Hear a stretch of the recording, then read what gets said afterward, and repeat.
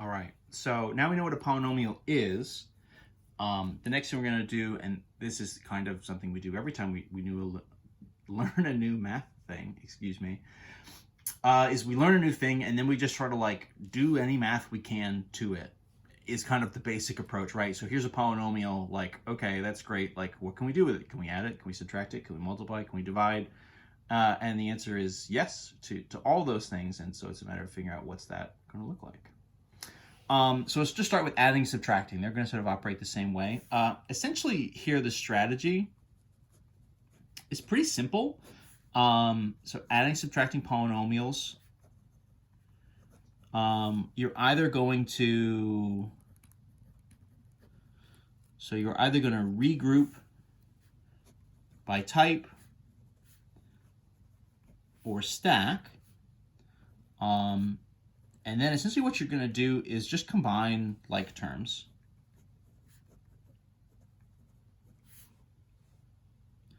Boy, that says combine. It doesn't look like it says anything. So quick refresher, right? Like terms for us means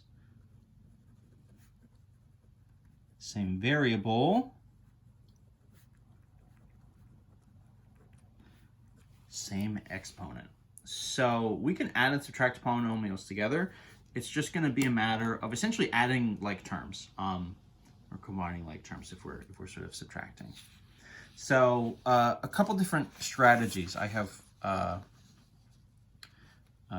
kind of show you guys maybe two different ways that you can kind of do the setup here. So let's do an example, and I'm going to put these in parentheses. So let's do 4x cubed minus 2x squared plus 6. Let's add it to 7x cubed plus, I don't know, 6x squared minus 4x or something, right? So two polynomials, they're both degree 3. They both have 3 terms. They don't quite match term by term by term necessarily, right? We have sort of a 3, a 2, and a constant, and this is a 3, a 2, and a 1. But that's fine, and then we're just trying to add them together. So what I would do here is you know, essentially, right, you're adding, so that means all of your sort of pluses and minuses are going to kind of maintain themselves. And what I like to do is really just kind of regroup everything. So for example, right, you have all your sort of cubes.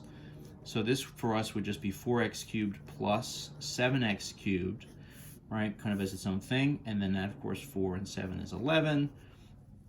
And when you're adding, you're treating it in right, you're sort of doing it via like terms, which means you're adding your coefficients, but you don't change the power on the x. You don't change the variable at all. So it's not that you have a cube and you get an x to the 6.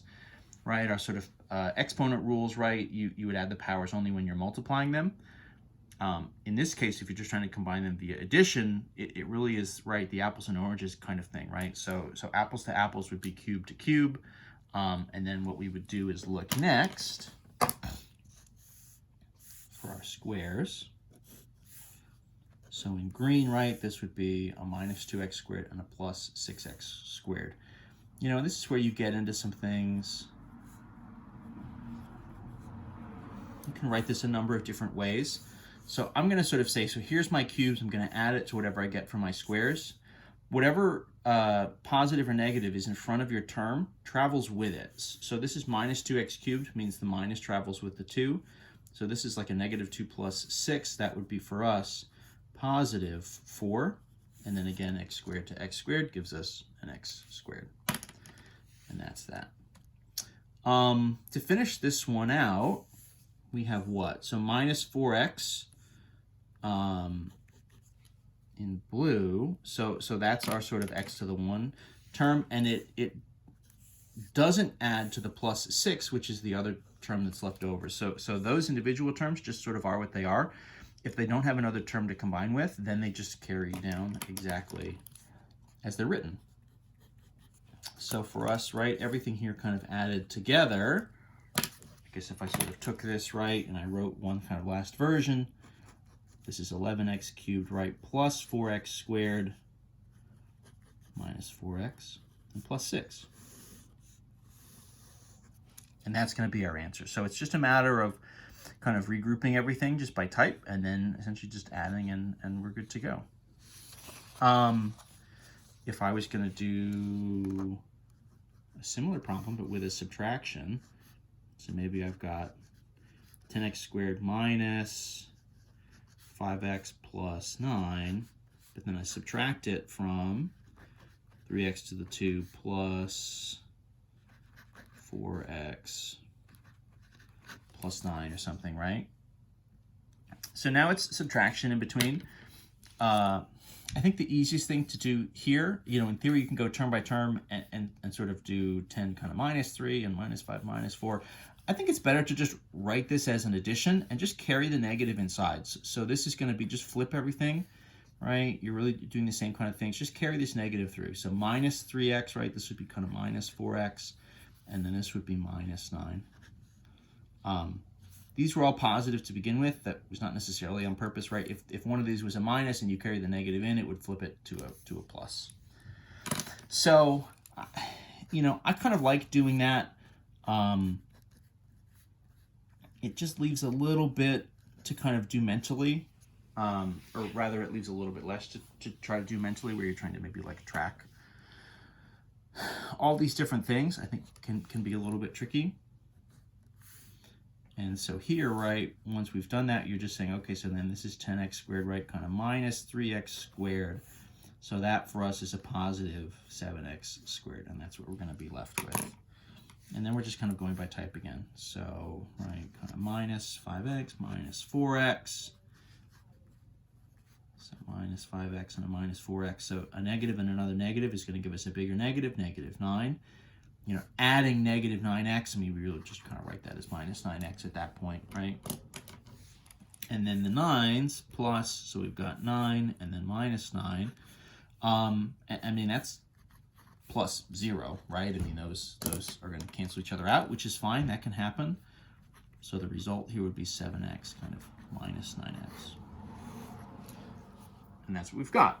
So adding, subtracting, right, it's really just a matter of kind of regrouping these things together. You're just sort of adding like terms, right? So it's just a matter of grouping everything by type. And then you're only sort of adding and combining within those terms with the matching exponents. So one way to write it is to do this where you're literally just sort of like rewriting them and kind of regrouping them just like on paper.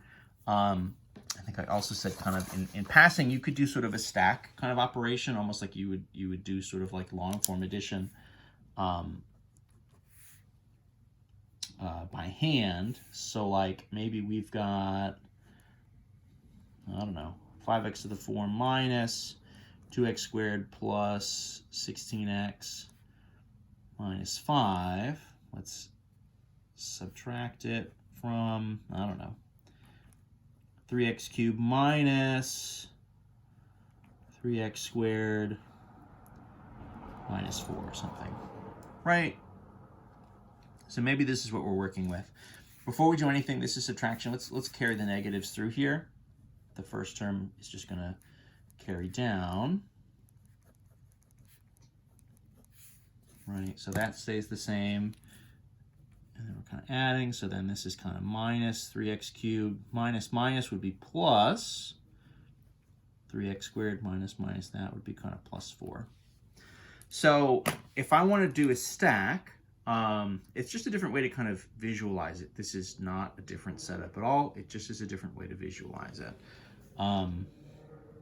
So what I'll do is I'll write this out, 5x to the 4. And part of what you need to do here is you need a space for every power. So this is 5x to the 4. There isn't a cubed here.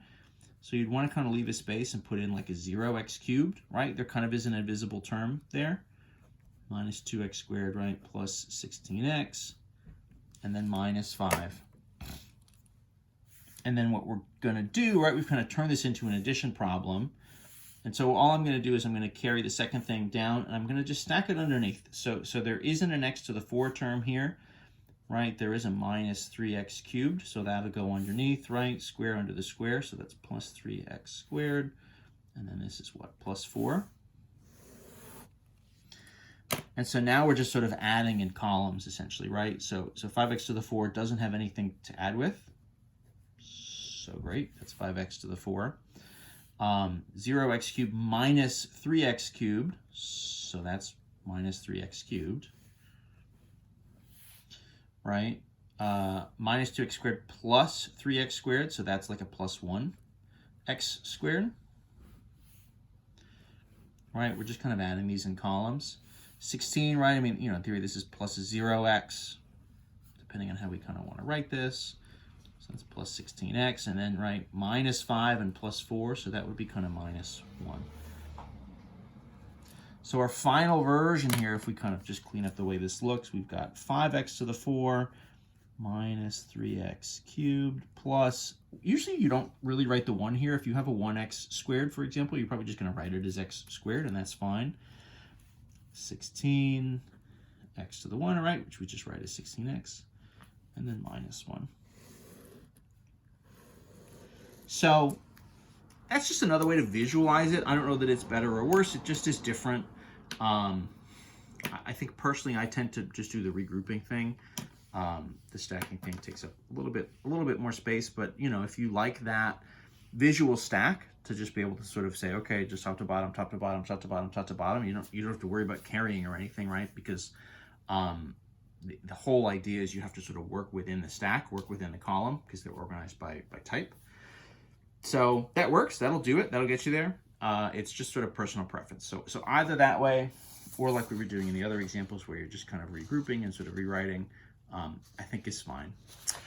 The one thing I'll say here is don't try to do too much necessarily, just like mentally. I feel like a lot of students see this and they can see that it's pretty straightforward for the most part. And so if you try to do a little bit too much arithmetic in your head, you're going to accidentally drop a negative, you're going to sort of flip a sign, or you're going to mix up the numbers, or you're going to do something like that. So definitely write everything out. This is just a good sort of standard advice anyway. Write everything out, right? Take your time, just like use up a bunch of space, that's okay. Better to sort of have written a little bit too much and be very careful than to sort of go fast and not write as much and just make a silly mistake. So, you know, slow down, no rush, there's no time limits. That's not true. There will be time limits on quizzes and tests, but you'll have plenty of time. There's no time limits on the homework when you're practicing, right? And there we go. All right. In the next video, we'll talk about what comes next, multiplication. So we'll see you there.